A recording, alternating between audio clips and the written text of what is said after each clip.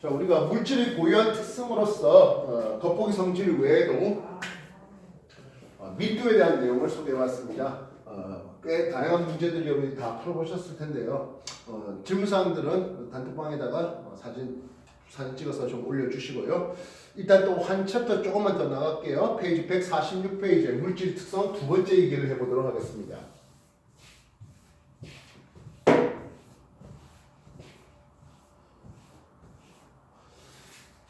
우리가 맨 첫 물질의 세 가지 상태를 한번 소개해 본 적이 있었는데요. 고체와 액체 그리고 기체의 상태를 제시했습니다. 고체에서 액체로의 상태 변화 뭐라 부릅니까 하면 융해라 부릅니다. 한자어인데요. 이거 녹는다 되는 거 아니겠습니까? 그래서 고체가 액체로 녹는데 그때 녹는 온도 이걸 melting point 녹는 점이라는 이름을 씁니다. 마찬가지인데요. 액체에서 기초, 기화되겠습니다. 물론 기화에 증발도 있습니다만은 가열했었을 때 기화되는 온도, 끓는 데 필요한 온도. 그래서 이것을 끓는 점이라는 이름을 쓰죠. 한글로 끓는 점 다 쓰기 힘드네요. 보리 포인트 이렇게 쓰겠습니다. 만약 물이었다면 고체에서 액체로 녹는 온도를 0도C, 액체에서 기체로 끓는 온도를 100도C 그렇게 잡아놓을 수 있겠죠. 이해되셨습니까? 그래서 고체 물질을 가열해서 온도가 올라가다가 일정하게 유지되네요. 무슨 일이 벌죠? 고체에서 액체로 녹아요 할 수 있겠습니다. 이때 온도가 바로 멜팅 포인트, 녹는 점이 되겠죠. 이해됐습니까? 나중에 녹는 데 관여할 때 왜 온도가 일정합니까? 가열해 줄 때 입자 사이 인력을 끊는 데다 그 에너지들이 다 사용되었기 때문에 온도가 올라가지 않아요 얘기를 해줄 수 있겠고, 이게 융해되는 데 관여한 온도, 융해열, 융해되는 데 필요한 열 에너지, 융해열 이런 식으로 제시될 수 있겠습니다. 이후에 액체에서 온도가 올라가다가 이제 끓는 점에 도달할 수 있겠죠. 보일링 포인트 이해됐습니까? 이후에 다 끓었다면 다 끓었다면 기체 상태가 될 것이겠습니다. 여기도 마찬가지죠. 액체에서 기체로 기화되는데 내가 가해준 열 에너지가 모두 다 기화되는 데 있어서 상태 변화에 에너지가 사용되었다 이렇게 얘기될 수 있겠습니다. 이건 가열할 때인데요. 그렇다면 냉각할 때는 어떻게 되겠습니까? 냉각할 때도 똑같아요. 기체 상태에서 액체로 변했죠. 이 온도는 똑같겠네요. 이후에 액체 되겠고요. 또 역시 온도가 같으면서 액체에서 고체로 상태 변화될 수 있겠습니다. 이때 액체에서 기체로 상태 변화할 때 액화하면서 액화율을 방출하면서 상태 변화 시 온도가 일정하게 유지되겠고요. 마찬가지겠죠. 액체에서 고체로 변화되는데 응고되면서 응고율을 방출하면서 상태 변화시키는데 사용될 수가 있었습니다. 가열할 때는 온도가 일정하게 유지되고 냉각할 때는 역시 온도가 일정하게 유지되는 녹는 점에서 끓는 점에서의 상태 변화의 얘기를 드렸습니다. 페이지 146페이지 전체 한 번 더 읽어볼 수 있도록 하십시오.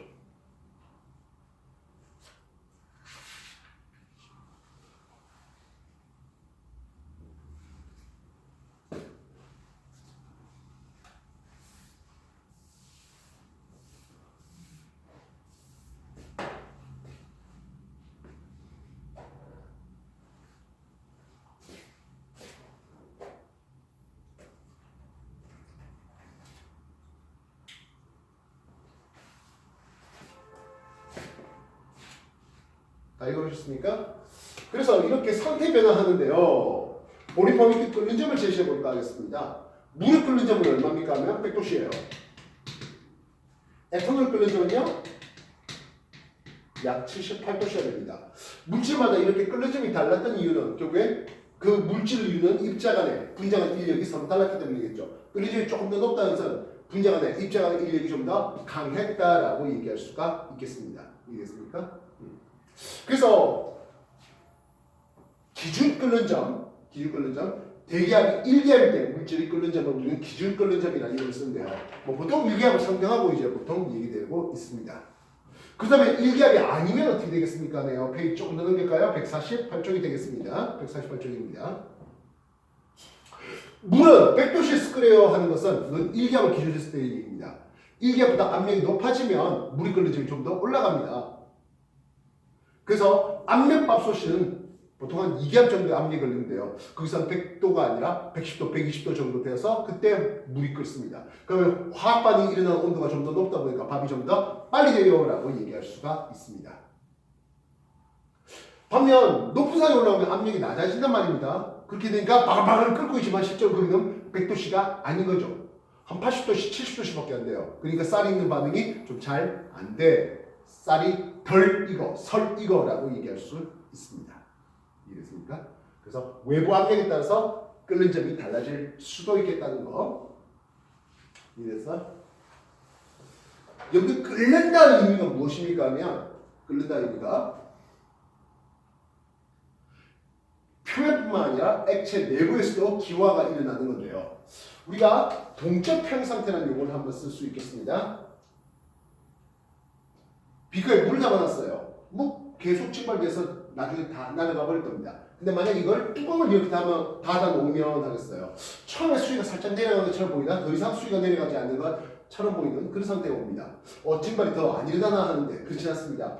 증발되는 속도하고 응축되는 속도가 서로 같아서 외견상 볼 때는 더 이상 증발이 일어나지 않는 상태, 그런 상태로 우리는 동적 평 상태라는 이름을 쓰는데요. 이 동적 평 상태에도 역시 마찬가지 수증기가 있단 말입니다. 기체가 있다고요.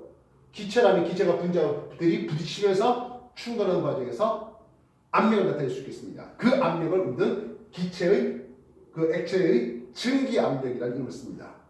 액체의 증기 압력. 그래서 증기 압력은 온도 의존 함수로서 X축 온도가 올라갈수록 증기압은 커집니다. 특히 그 바람을 끓고 있다는 의미는 무엇입니까 하면 그 모든 공간에 수증기만 다 차 있다는 뜻으로 해석할 수 있겠습니다. 물을 끓고 있는 와중에는 그 공간에 산소도 질소도 없이 수증기만 가득 차 있다고요. 수증기로만 그 압력을 1기압을 맞출 수 있었다는 뜻으로 해석할 수 있겠습니다. 그래서 증기압이 1기압이에요 라는 뜻은 무엇입니까 하면 지금 당장에 그 물체가 그 물질 결국엔 물이라면 100도씨의 온도에서 수증기가 증기압을 1기압을 가지고 있다면 끓고 있어요 라고 얘기할 수 있겠습니다.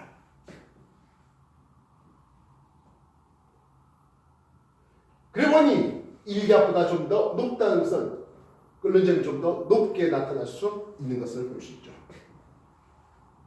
그럼 이건 물이에요. 에탄올은 어떻게 될까요? 하는데 에탄올로만 1기압을 만들어내게 되면 약 78도씨가 됩니다. 즉 에탄올의 끓는 점이 78도씨라는 것은 에탄올이 78도씨에서 에탄올의 증기로만 1기압을 만들 수 있었다. 에탄올 끓는 점이 1기압이다 하는 거예요. 기억해 주시기 바랍니다. 뭔가 끓고 있다면 그 물질의 증기압이 곧 대기압이다라는 거예요. 알겠습니까? 78도씨에서 물의 증기압은 1기압이 되지 못합니다. 그 말은 무슨 말입니까 하면 아직 물은 끓지 않았다. 78도씨보다 높은 물이 끓는 점을 가지고 있다. 이렇게 얘기될 수 있겠습니다. 페이지 148쪽과 9쪽 다시 한 번 더 정리해 볼 수 있도록 할게요.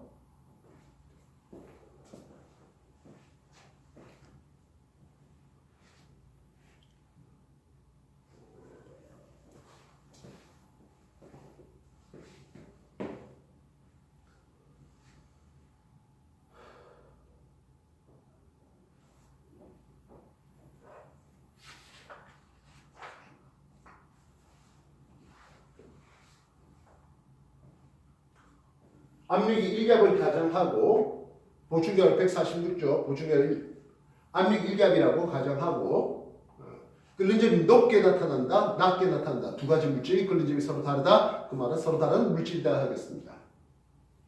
그렇다면 당연히도 끓는 점이 같게 나타난다는 것은 서로 같은 물질인데요. 그렇다면 누군가 더 빨리 끓고 누군가 좀 더 천천히 끓었어요. 이거는 물의 양이 적으면 빨리 끓겠죠. 물의 양이 많으면 좀 천천히 끓일 수 있겠습니다. 여러분들 라면을 끓인다고 할 때 라면 한 개를 물을 끓이려고 준비할 때보다 3개를 끓이려고 하면 물의 양이 많아져야 되고 가열하는 시간도 많이 걸리는 뭐 그런 얘기들이 되겠습니다.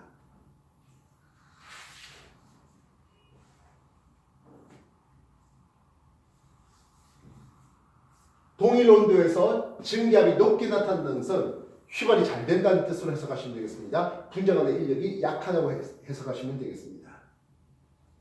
자, 이런 걸 바탕으로 여러분들이 또다시 한 번 더 연습 문제를 풀어보겠는데요. 146쪽부터 시작하겠습니다. 149쪽을 넘어서 151쪽까지 풀겠습니다. 한 10분 정도 주면은 풀 수 있지 않을까 싶은데요. 정리해 보십시오.